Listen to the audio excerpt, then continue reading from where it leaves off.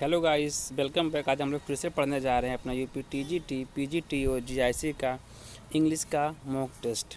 आज का mock test आपका स्पेशली जो है बेस्ड है आपका यूथ पब्लिकेशन से और घटना चक्र से।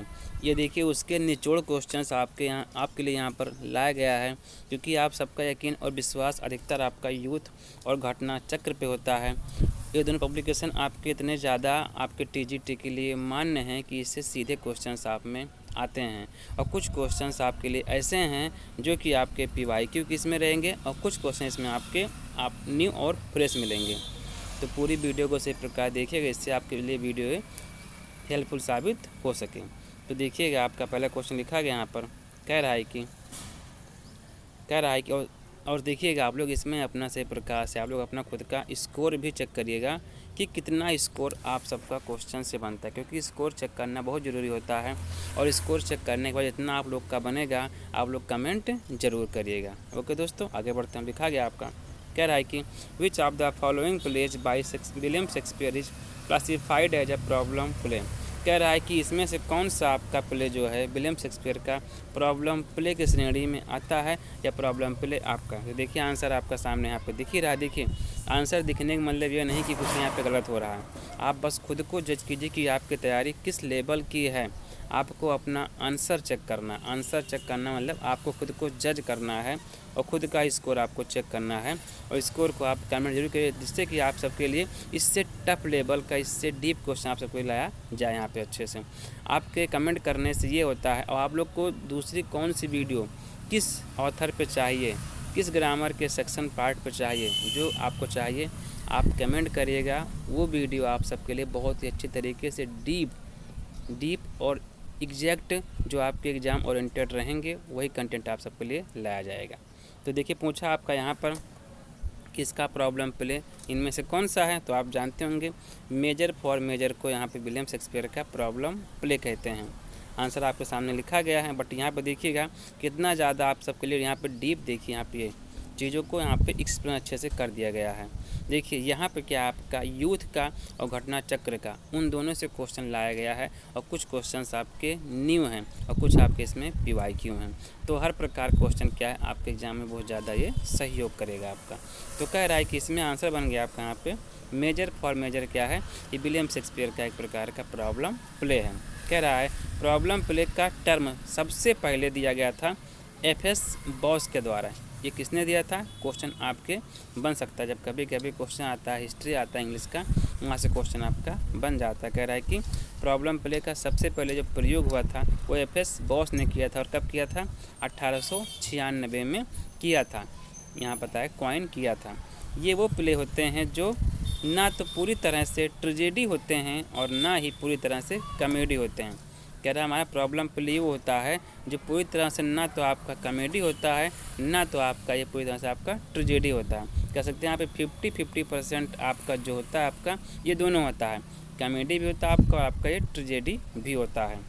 देन बताया, कह रहा है कि इनमें मोरल डिलीमाज मतलब नैतिक दुविधाएँ और सोशल इश्यूज सामाजिक समस्याएँ को एक्सप्लोर किया जाता है, ऐसा बताया गया आपका। कह रहे प्रॉब्लम प्ले में क्या होता है आपका, यहाँ पे मोरल डिलीमाज आती हैं, नैतिक दुविधाएं आती हैं, और क्या आता है आपका यहाँ पे सामाजिक, यहाँ पे समस्याएं या सामाजिक मैटर्स को यहाँ पे लाके दिखाया जाता है प्रॉब्लम प्ले में।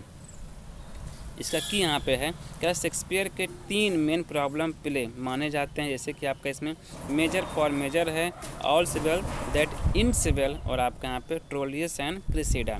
कह रहा है कि ये 3 प्ले जो होता है यह विलियम शेक्सपियर के प्रॉब्लम प्ले माने जाते हैं। देखिएगा यहाँ पर मेजर फॉर मेजर है, ऑल सिविल दैट इन सिविल है, और आपका यहाँ पे ट्रोलियस एंड क्रिसिडा है।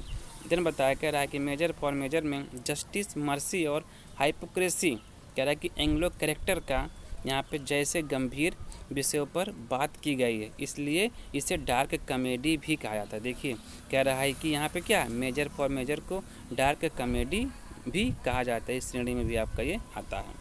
देन कह रहा है आपका यहाँ पे अदर, कह रहा है कि कह रहा है 12th नाइट और as you like it pure comedy है। कह रहा है कि आपका 12th नाइट आपका और आपका एज यू लाइक ये पूरा कह रहा है कि आपका प्योर कॉमेडी है, जबकि मैकबेथ और आपका यहाँ पे कह रहा है मैकबेथ क्या है आपका यहाँ पे प्योर ट्रेजेडी है। तो देखिए कितना ज़्यादा यहाँ सबके लिए कॉन्सेप्ट लाया गया है। अगर आप लोग इस कंटेंट को सही प्रकार समझ लेते हैं तो इससे आपके मिनिमम 5 क्वेश्चन तो आपके सॉल्व भी हो जाएंगे अच्छे से। आगे बढ़ते हैं हम लोग। क्वेश्चन नंबर आपका 2 है जो कि ग्रामर से है आपका। कह रहा है कि identify the correct sentence in terms of subject verb agreement. कह रहा है कि यहाँ पे आपको सब्जेक्ट वर्ब एग्रीमेंट पे क्या है, इस सेंटेंस को सही प्रकार से मतलब जो है चेक करना है कि सेंटेंस में से कौन सा सही है। तो आप लोग जानते होंगे कि जब सब्जेक्ट सिंगुलर आएगा तो उसमें हमारा वर्ब हमेशा सिंगुलर आता है, और जब सब्जेक्ट आपका आता है प्लूरल तो इसमें हमारा हमेशा वर्ब आता है प्लूरल। ठीक है, और देखिएगा यहाँ पे ध्यान से आप लोग, इसमें नाइदर और नॉर का देखिए यहाँ पे आप जानते होंगे जब भी नाइदर साथ में नॉर आता है तो जो इसका हमारा वर्ब होता है वो अपने हमेशा करीबी सब्जेक्ट के हिसाब से आता है, और जब केवल नाइदर करके आता है तो नाइदर में हमेशा आपका सिंगुलर वर्ब आता है। तो यहाँ सेंटेंस पर गौर करिएगा इसको अच्छे से आप लोग। नाइदर नॉर देखिएगा आपका नाइदर नॉर आपका देखिए बी ए कह रहा है neither nor neither the student neither the teacher nor the students are देखिए यहाँ प्रेजेंट इन द हॉल। कह रहा है ना तो टीचर और ना ही स्टूडेंट्स वहाँ पर प्रेजेंट थे हॉल में। देखिएगा यहाँ पर आपका नॉर के बाद में आपका सब्जेक्ट जो लिखा गया आपका स्टूडेंट जो कि आपका प्लूरल में है, इसलिए हमारा वर्ब यहाँ पर क्या आ गया हमारा ये भी आ गया आपका प्लूरल में। ठीक है, तो ध्यान देना पड़ेगा थोड़ा सा अच्छे, इसका बहुत ही अच्छा कॉन्सेप्ट रहता है और ये आपका क्वेश्चन इससे हमेशा बनता है एग्जाम में। देखिए बताया गया आपका यहाँ पे कह रहा है कि यहाँ पे जब दो सब्जेक्ट नाइदर नॉर या आइदर और से जुड़े होते हैं तो वर्ब हमेशा अपने क्लोजेट मीन्स सबसे पास वाले सब्जेक्ट के अनुसार आता है, जो कि यहाँ पे रहता है आपका यहाँ पे। ठीक है, कह रहा है कि इसमें आपका और लिखा गया है, कह रहा है कि इस सेंटेंस में दो सब्जेक्ट हैं। देखिए यहाँ पे कह रहा है कि द टीचर और द स्टूडेंट्स, जो कि आपने ऊपर देखा। कह रहा है कि वर्ब के सबसे करीब आपका स्टूडेंट्स नाउन है, जो कि आपका क्या है, ये नाउन आपका है प्लूरल, इसलिए वर्ब भी यहाँ पर आपका प्लूरल ही होगा, क्योंकि वर्ब हमारा जो नाइदर नॉर में होता है हमेशा जो नॉर के पास जो सब्जेक्ट रहता है हमेशा उसी के हिसाब से आपका वर्ब आता है। ठीक है, कह रहा है यहाँ पे देखिए नाइदर के साथ हमेशा नॉर का कम्बिनेशन बनता है और का कभी नहीं बनता है। ठीक है, जो कि आपको देखिए यहाँ पे डी में दिया गया था, वो थोड़ा सा कंफ्यूज करने का काम कर रहा था आपको यहाँ पर ये। ठीक है, आगे बढ़ते हैं हम लोग। देन आपका नेक्स्ट है, कह रहा है कि which of the following pledge of Shakespeare has an epilogue. कह रहा है कि विलियम शेक्सपियर के किस प्ले में इपीलॉग है। इपीलॉग जिसे कहते हैं आप लोग प्रस्तावना एक प्रकार का होता है। देखिए यहाँ पर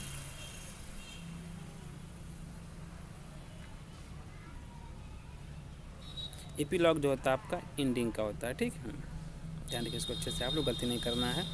क्या देखिए एपिलॉग आपको बताया गया आपका यहाँ पे द टेम्पेस्ट में है, टेम्पेस्ट में बताया गया। देखिए यहाँ पर कह रहा है कि यहाँ पे द टेम्पेस्ट के अंत में प्रोस्पेरो का एक फेमस एपिलॉग से होता है। कह रहा है कि इसका अंत किससे होता है, एक फेमस एपिलॉग से होता है, जहाँ वो ऑडियंस से माफ़ी और रिहाई अप्लाउज मांगता है।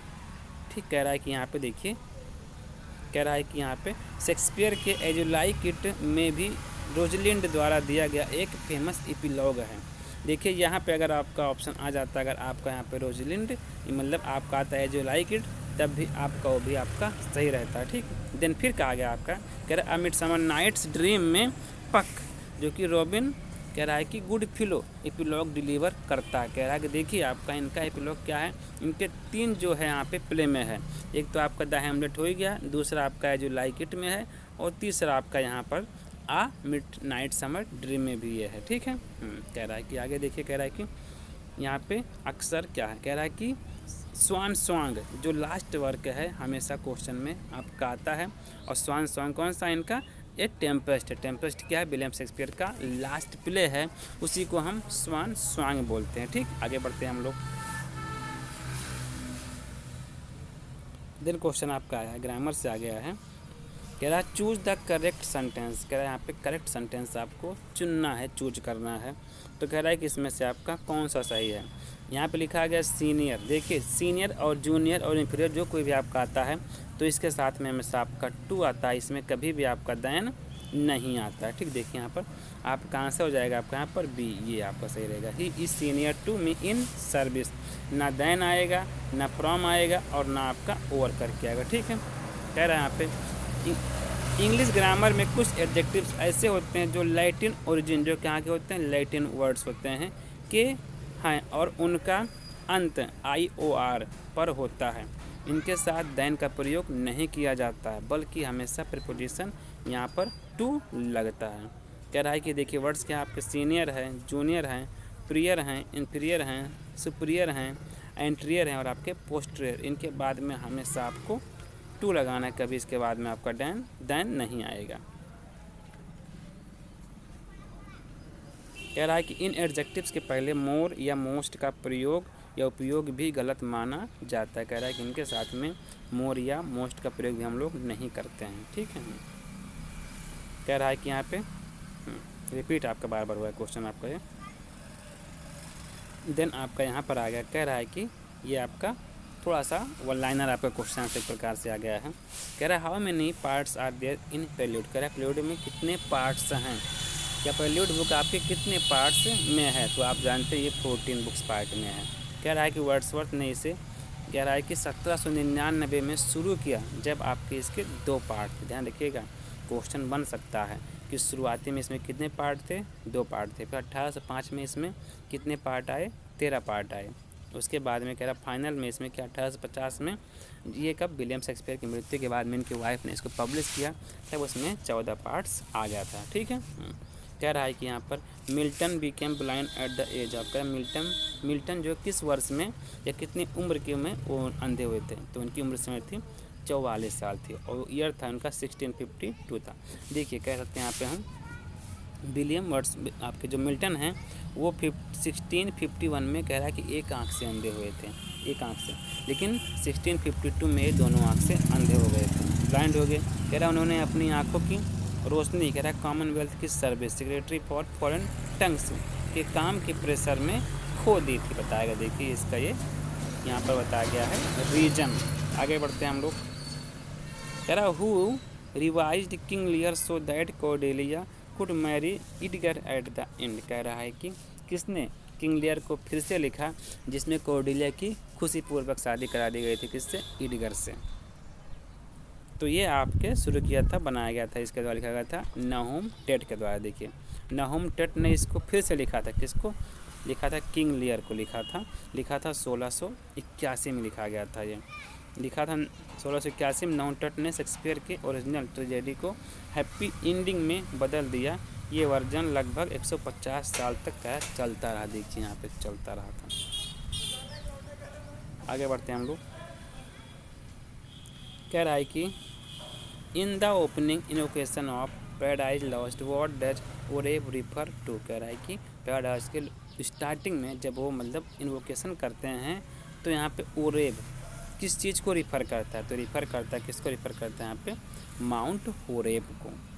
याद रखिएगा, यहाँ रखे थे आपका ओरेब है और आपका यहाँ पर होरेब है, ये इसका क्या है, ट्रिक है। कह रहा है मिल्टन बिब्लिकली रिफरेंस का बहुत यूज करते हैं। कह रहा है ओरेब वही माउंटेन है जहाँ कह रहा है कि मोजेस ने 10 कमांडेंट्स रिसीव किए थे। देन आपका आया when was John Galsworthy awarded the Nobel Prize for literature. कह रहा है कि कब जो है गाल्सवर्थी को लिटरेचर लिखने के लिए उनको नोबेल प्राइज मिला था, तो मिला था इनको कितने में मिला था, 1932 में मिला था। कह रहा है गाल्सवर्थी को उनकी कह रहा है कि डिस्निगाइज आर्ट ऑफ नरेशन जो कि फोरसाइट सागा के लिए उनको क्या है, नोबेल प्राइज। देखो क्वेश्चन आपका बन सकता है कि उनको पुरस्कार किसके लिए मिला था, तो मिला था फोरसाइट सागा के लिए मिला था। इसी के अगले साल कह रहा 1933 में उनकी डेथ भी हो गई थी। तो दोस्तों आज के लिए इतना ही है, आगे हम लोग वीडियो में अब कल चलेंगे, कल पढ़ेंगे, क्योंकि देखिए थोड़ा थोड़ा पढ़ेंगे हम लोग के लिए बेटर रहेगा। एक साथ पढ़ेंगे हम लोग तो पीछे की चीज़ों को भूल जाएंगे। और आप लोग का कितना स्कोर आया, कितना नहीं आया, इसके बारे में आप कमेंट जरूर करिएगा। और आपको वीडियो अगली किस टॉपिक पर चाहिए उसके बारे में भी आप कमेंट जरूर करिएगा। तो दोस्तों अगर वीडियो आपको अच्छी लगती है तो आपसे रिक्वेस्ट है कि हमारा चैनल आरजे सुखी एकेडमी सब्सक्राइब आप ज़रूर करें। वीडियो अगर अच्छी लगती है तो लाइक करें और इसको अपने दोस्तों में शेयर करें। यदि कोई कमी लगती है तो आप इसके बारे में कमेंट भी ज़रूर करिएगा। ओके दोस्तों, इतना ही आज के लिए। Thanks for watching me.